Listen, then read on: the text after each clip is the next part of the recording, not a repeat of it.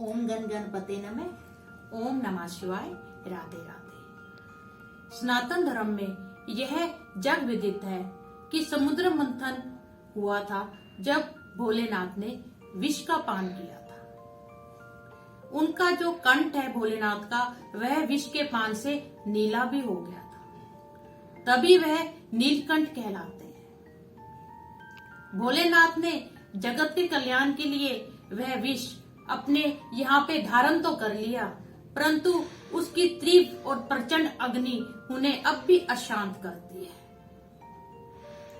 उनकी अग्नि को शांत करने के लिए ही जो भी भक्त जन है वह हमारे भोलेनाथ का अभिषेक कच्चे दूध से, गंगा जल से, दही से, जो ठंडे पदार्थ हैं उनसे करते आए हैं। परंतु कभी कभी जो भोलेनाथ को जो दूध चढ़ाया जाता है वह आस्था के बजाय कई बार बहस के मुद्दा बन जाता है। चारों तरफ से ये बोला जाता है कि भोलेनाथ को हम दूध चढ़ाते हैं, इससे अच्छा तो है किसी भूखे का पेट भरे या गाय के बछड़े को ही वह दूध पीने दें, आदि आदि, जितने मुंह उतनी बातें।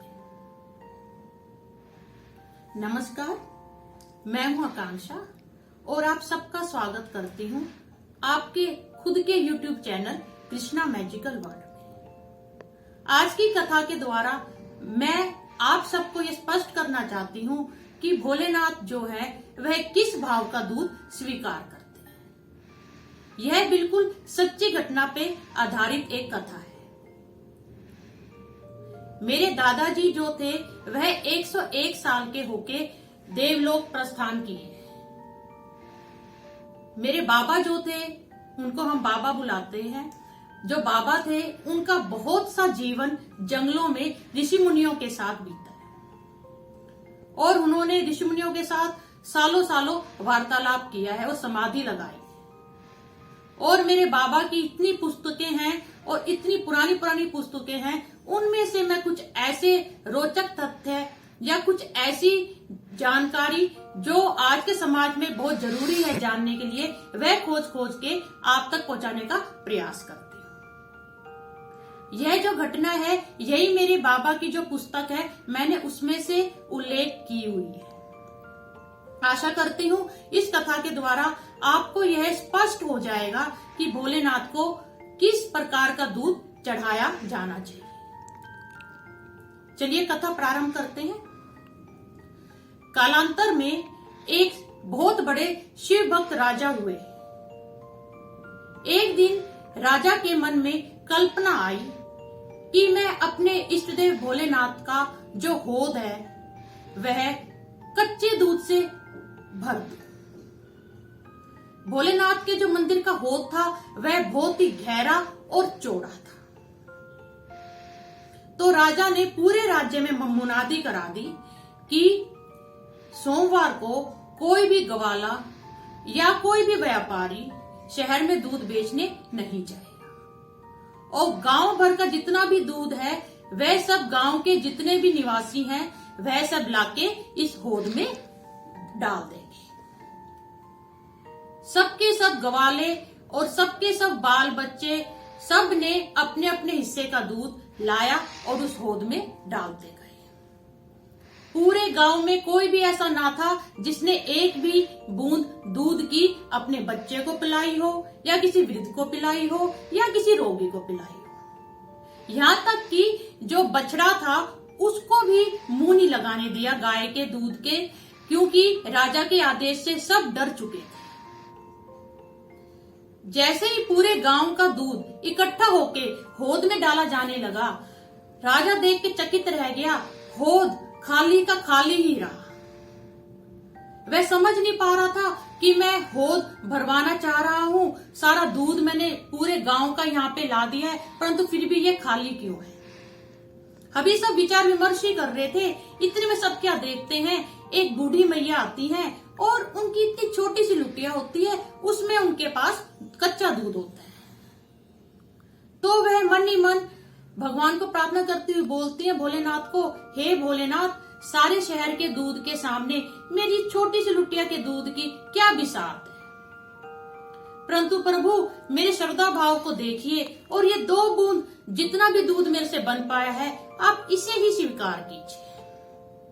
और यह कह के वह छोटी सी लुटिया का दूध उस होद में डाल देती है। बुढ़िया अपनी पूजा पाठ करके वहां से वापस चली जाती है। जैसे ही बुढ़िया वापस जाती है, पीछे सब क्या देखते हैं, बुढ़िया के जाते के साथ वह जो होद है वह दूध का लबालब भर गया। राजा और जितने भी व्यक्ति वहां खड़े थे सब चकित हो गए और सबने सोचा लगता है वैसे ही भर गया होगा। थोड़ा सा सबने ध्यान कम दिया। दूसरे सोमवार को फिर राज्य में मुनादी करा दी गई कि आज भी कोई भी दूध कप अपने बच्चे, बूढ़े या रोगी या वृद्ध अवस्था में कोई भी हो उसको दूध नहीं देगा। सारे का सारा दूध मंदिर में जाना है और होद में डाला जाना है। पूरे गांव वाले दूध लाए और होद में डालते गए, परंतु पहले सोमवार की भांति वह जो होद है वह खाली का खाली ही रहा। फिर सबसे आखिरी में वही बुढ़िया माई आती है, अपनी छोटी सी लुटिया में थोड़ा सा दूध लाती है और वह जैसे ही उस लुटिया का दूध उस होद में डालती है वह होद जो है लबालब भर जाता है। यह सारी जो घटना थी, राजा के कुछ मंत्री थे जो वहां पे मंदिर में खड़े पहरा दे रहे थे, वह राजा के पास जाते हैं और बताते हैं कि राजन ये बूढ़ी कोई जादू टोना जानती है। तभी इसकी लुटिया के डालते के साथ होद भर जाता है, परंतु और पूरे गांव के दूध से होद भर नहीं पाता। राजा ने बोला कि अगले सोमवार को मैं स्वयं इस रहस्य का पता लगाऊंगा। तीसरा सोमवार आ जाता है।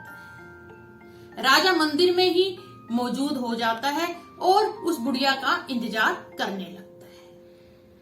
2 सोमवारों के भांति पूरे गांव का दूध जो है होद में डाला जाता है, परंतु होद खाली रहता है। फिर थोड़ी देर बाद वह बुढ़ी माई आती है और अपनी छोटी लुटिया का दूध उस होद में दोबारा डाल देती है। उसके बाद राजा ने देखा कि दोबारा जब होद लबालब भर गई तो वह समझ जाता है अवश्य ही है कोई जादू टोना जानती है। जैसे ही बुढ़िया माता पूजा करके वापस जाती है, राजा मार्ग में उसके हाथ को पकड़ के मरोड़ देता है और पूछता है, बुढ़िया सच्ची बताओ तुम क्या जादू टोना करती हो और तुम्हारे इस दूध में क्या रहस्य है। तो वे हाथ जोड़ के बोलती है, बेटा मैं कोई जादू टोना नहीं जानती।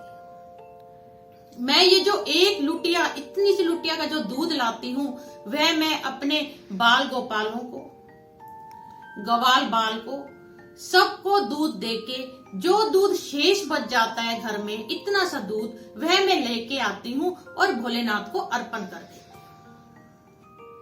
क्योंकि मैं सबको तृप्त करके फिर वह दूध लेके आती हूँ, तो वह दूध लेके और अर्पण करके भोलेनाथ भी बहुत तृप्त हो जाते हैं और होद भर जाता है। भोलेनाथ उसे सहर्ष स्वीकार करते हैं। परंतु तुम जो हो राजबल से सबके पेट को चिरवा के, सबको भूखा रख के, तड़फा के, सबके हिस्से का दूध उस होद में डलवाते हो, जिससे गवाल बाल के बच्चे हैं, जो बूढ़े हैं अपने गांव के और जो रोगी हैं, उन सबका हृदय तड़पता है।